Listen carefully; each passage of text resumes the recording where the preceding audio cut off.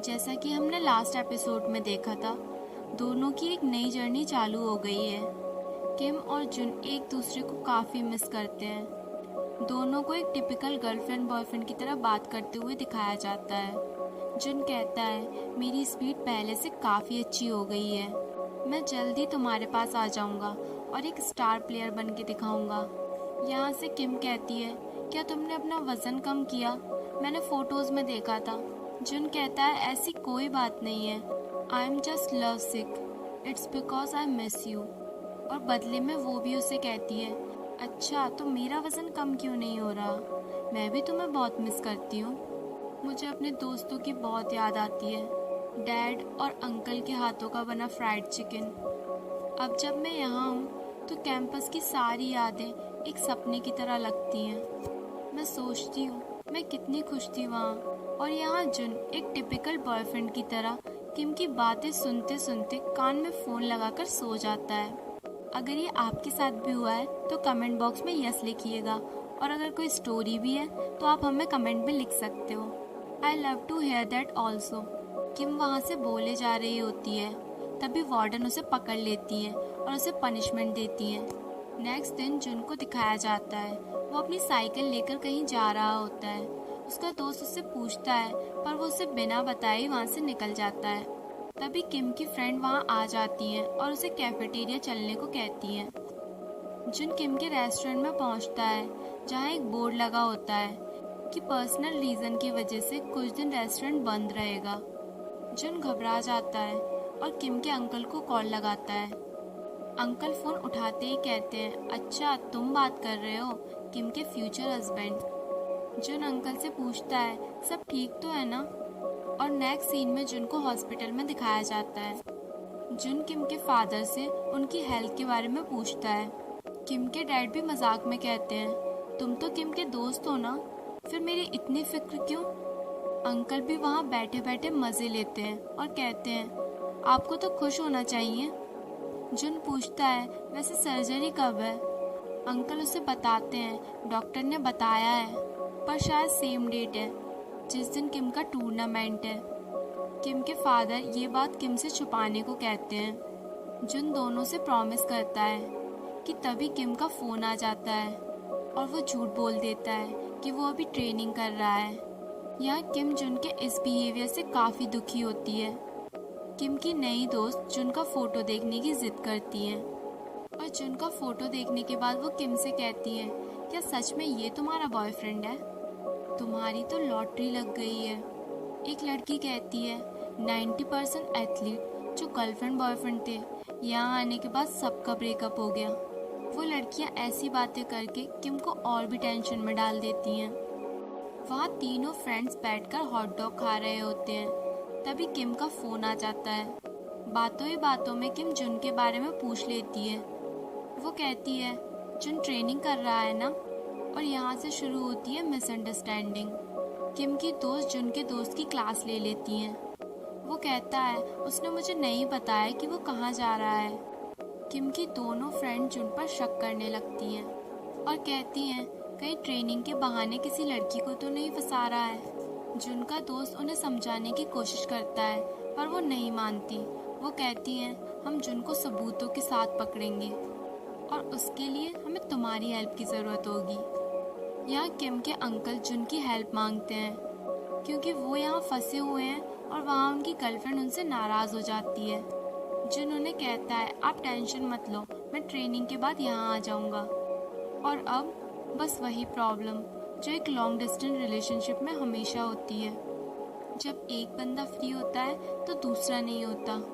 जुन को हॉस्पिटल के बाहर सीहू मिलती है। दोनों बातें करते हैं। जुन सीहू से उसके थेरेपी सेशन के बारे में पूछता है और एक बार फिर अपनी ट्रेनिंग में लग जाता है। सुबह सुबह जुन को भागता देख उसका दोस्त किम की फ्रेंड्स को कॉल कर देता है। सारे फ्रेंड्स मिलकर उसे स्टॉक करते हैं। जुन के पीछे पीछे तीनों हॉस्पिटल पहुंच जाते हैं और वहां उन्हें पता चलता है कि वो किसी और से नहीं बल्कि किम के फादर से मिलने आया था। तीनों सच जानने के बाद काफ़ी शर्मिंदा होते हैं। सभी जुन से मिलकर माफ़ी मांगते हैं। जुन सभी से कहता है, बस ये बात किम को नहीं पता चलनी चाहिए। जुन किम को कॉल करता है। कुछ मिनट बात करने के बाद ही किम को कॉल रखना पड़ता है। दोनों एक दूसरे को काफ़ी मिस करते हैं। नेक्स्ट डे किम को जिम में दिखाया जाता है। प्रैक्टिस करते वक्त उसके बैक में चोट लग जाती है। उसे ट्रीटमेंट के लिए टाउन में भेजने की बात करते हैं, क्योंकि कुछ ही दिनों बाद उसका टूर्नामेंट स्टार्ट हो जाएगा। वहीं दूसरी तरफ जुन का दोस्त सियोन को मूवी देखने के लिए इनवाइट करता है। दोनों साथ बातें करते हुए जा ही रहे होते हैं। दोनों एक दूसरे का हाथ पकड़ लेते हैं। तभी सामने से सियोन की दोस्त आ जाती है। सियोन उसे धक्का मार देती है और उसे भी उन लोगों के साथ चलने के लिए इनवाइट करती है। यहाँ किम अपना चेकअप कराकर फ्री हो जाती है और घर जाने की सोचती है। वो अपने डैड को कॉल करती है। किम के अंकल फ़ोन उठाते हैं। वो कहती है, मैं 20 मिनट में घर पहुँच रही हूँ। दोनों घबरा जाते हैं। अंकल किम की दोस्त को कॉल करते हैं, पर थिएटर में होने की वजह से उन्हें अपने फ़ोन की रिंग सुनाई नहीं देती और आखिर में उन्हें जुन को ही कॉल करना पड़ता है। वो जैसे ही ये बात सुनता है, अपनी साइकिल उठाकर सीधे किम के सामने पहुंच जाता है। किम जुन को देखकर हैरान हो जाती है। वो सोच में पड़ जाती है कि जुन को कैसे पता चला कि वो टाउन में आने वाली है। जुन के वियर्ड बिहेवियर को देखकर वो उससे पूछती है, आखिर हुआ क्या है। जुन उसे कहता है, मैं तुम्हें काफ़ी मिस कर रहा था। आज हम वही काम करेंगे जो तुम्हें पसंद है। चलो हम कुछ खाने चलते हैं। वो उसे एक अच्छे से रेस्टोरेंट में ले जाता है। दोनों वहाँ बैठकर बातें करते हैं। किम अपनी मिसअंडरस्टैंडिंग को सॉल्व भी कर रही होती है, तभी अंकल का कॉल आ जाता है। जुन साइड में जाकर बात करता है, जिस बात को लेकर किम काफ़ी गुस्सा हो जाती है। वो जुन से लड़ाई करने लगती है। किम जुन को काफ़ी बुरा भला सुना देती है। नेक्स्ट सीन में सभी को किम के रेस्टोरेंट में दिखाया जाता है। यहाँ जुन के भाई ने भी अभी गिव अप नहीं किया होता है। उनकी दोस्त इस बात से काफ़ी इम्प्रेस होती हैं, पर उन्हें डर लगता है कि कहीं ये चीज़ें कुछ दिन के लिए ही ना हो। वो अचानक ही अपनी सीट से उठ जाती हैं। जुन का भाई भी उनके पीछे आता है। वो कहती है, तुम चले जाओ और वापस फिर कभी मत आना, इससे पहले कि मुझे तुम्हारी आदत हो जाए। जुन का भाई उसे हक कर लेता है और वो भी उसे वही क्वेश्चन करता है जो किम ने उसे क्लिनिक में पूछा था, डू यू लाइक मेसी? अगर आपने हमारी सीरीज़ स्टार्टिंग से देखी है तो आपको इसका मतलब ज़रूर मालूम होगा। कमेंट डाउन बिलो अगर आपको मालूम है तो। दोनों एक दूसरे को खुशी से हक कर लेते हैं। जहाँ एक तरफ कुछ लोगों के दिल के तार जुड़ रहे होते हैं, वहीं किम और जुन के बीच दूरियां बढ़ रही होती हैं। किम जुन से काफ़ी नाराज़ होती है और उसका फ़ोन भी रिसीव नहीं करती। जुन किम के घर पहुंच जाता है, जहां उसे किम तो नहीं मिलती, पर किम के फादर के साथ कुछ बातें हो जाती हैं। किम के फादर जुन को आज के लिए थैंक यू कहते हैं। नेक्स्ट डे किम फिर से ट्रेनिंग सेंटर के लिए निकल जाती है। दोनों फिर से हॉस्पिटल के लिए भागते हैं। किम अपना कुछ सामान घर पे ही भूल जाती है, जिसे लेने वो दोबारा घर लौट कर आती है। वहाँ नोटिस बोर्ड लगा होता है।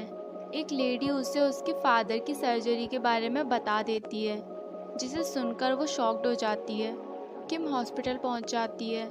दोनों किम को सब कुछ सच सच बता देते हैं। किम अपने फादर से वादा करती है कि वो गोल्ड मेडल ज़रूर जीतेगी और उसे अपने फादर के गले में पहनाएगी। आप अच्छे से अपनी सर्जरी कराओ और जल्दी से ठीक हो जाओ।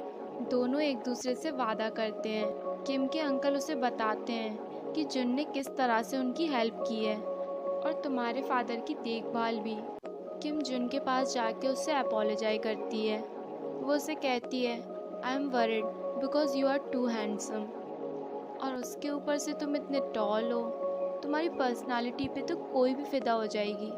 You are good at swimming and kissing. Jun कहता है, चलो तुम्हें लेट हो रहा है। जुन उसे ट्रेनिंग सेंटर ले जाता है। किम जुन से कहती है, तुम्हारे साथ ये सफ़र कितना अच्छा लग रहा था। जुन किम से कहता है, मेरी आंखों में देखो, और सारी बातें उसे क्लियर करता है और कहता है, तुम्हें गोल्ड मेडल जीत के आना है, वरना। किम कहती है, वरना क्या? Otherwise I will hug you और समथिंग। तो ज़्यादा टेंशन लेने की ज़रूरत नहीं है, और भी कई मौके आएंगे। दोनों एक दूसरे को जाने के लिए कहते हैं। जो कि दोनों के लिए काफ़ी डिफ़िकल्ट होता है। और फिर दोनों एक टाइट हग करते हैं और एक दूसरे को बाय कहते हैं। This was such a hard moment for both. Kim भी अब से खूब मेहनत करती है और वहाँ जुन एक भी मौका नहीं छोड़ता किम को मोटिवेट करने का। और फिर वो दिन भी आ जाता है जब किम का कंपटीशन होता है। यहाँ दूसरी तरफ जुन किम की फैमिली के साथ होता है क्योंकि किम के फादर का ऑपरेशन भी आज ही होना है। यहाँ किम सबके भरोसे पर खरी उतरती है और गोल्ड मेडल जीत लेती है। दोनों को इतना उछलते कूदते देख किम के फादर समझ जाते हैं कि किम ने गोल्ड मेडल जीत लिया है। यहाँ एयरपोर्ट पे सबकी नज़रें किम पर होती हैं, पर किम की नज़रें तो सिर्फ जुन को ढूंढ रही होती हैं। वो बिना किसी की परवाह किए सबके सामने जुन को हक कर देती है। स्टोरी को आगे करके दिखाया जाता है और आज सबकी ग्रेजुएशन सेरेमनी होती है और जुन के दिमाग से ये बात उड़ जाती है। उसे जैसे ही याद आता है वो भागता है। सब कुछ चेंज हो गया है। जुन के दोस्त ने आर्मी ज्वाइन कर ली है। किम को भी लॉन्ग हेयर्स में दिखाया जाता है। यहाँ हमारे दोनों कोच ने एक दूसरे को एक्सेप्ट कर लिया है और अपनी रिंग्स भी एक्सचेंज कर ली है। किम और जुन अपनी फैमिली से एक दूसरे को मिलवाते हैं। सब साथ में खूब फोटो क्लिक करते हैं। दोनों को अपनी फेवरेट जगह पर दिखाया जाता है। किम कहती है जितने कॉइन्स मैंने इसमें डाले हैं उतने में तो 100 फ्राइड चिकन आ जाते। जुन कहता है पर तुम्हारी तो यहाँ सारी विशेस पूरी हुई हैं। तुम्हें गोल्ड मेडल मिल गया, मुझ जैसा हैंडसम बॉयफ्रेंड मिल गया, और क्या चाहिए तुम्हें। दोनों खूब सारी बातें करते हैं और पूरे कैंपस में घूमते हैं। जुन किम से कहता है अगर मैं इस बार गोल्ड मेडल जीत गया तो हम शादी कर लेंगे। किम मजाक में कहती है हाँ मैं सोचूंगी। दोनों ग्राउंड में भागते हैं और धीरे धीरे कैमरा ऊपर होने लगता है। किम कहती है यही वो समय है जब लाइफ ब्यूटीफुल लगती है, क्योंकि हमारे पास खोने के लिए कुछ भी नहीं होता और पाने के लिए बहुत कुछ। मैं 24 साल की हो गई हूँ, पर आज भी मैं अनईजी हूँ और नर्वस हूँ। मुझे पता है मैं परफेक्ट नहीं हूँ और होना भी नहीं चाहती। और इसी के साथ हमारा ये ड्रामा आज यहीं पर ख़त्म हो जाता है। If you like our video, do check my other video also. Thank you so much for listening.